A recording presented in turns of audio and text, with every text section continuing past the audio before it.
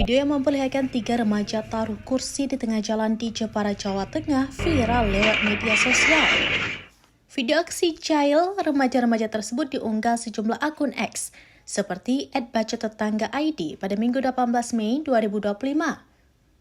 Pada awal rekaman terlihat 3 remaja itu berbonceng tanpa menggunakan sepeda motor di Donorejo, Jepara pada Minggu 11 Mei 2025 pada pukul 3:23 waktu Indonesia bagian Barat.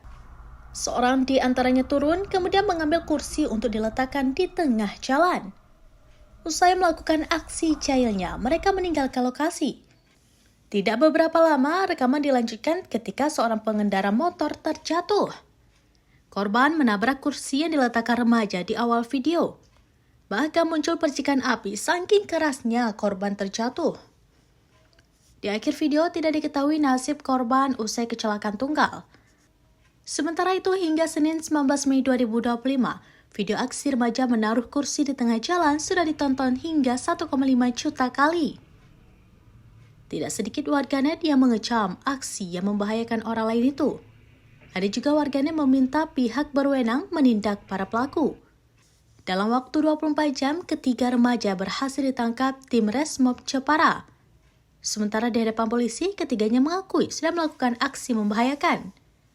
AKP M. Faizal menyebut ketiga pelaku akan mendapatkan pembinaan.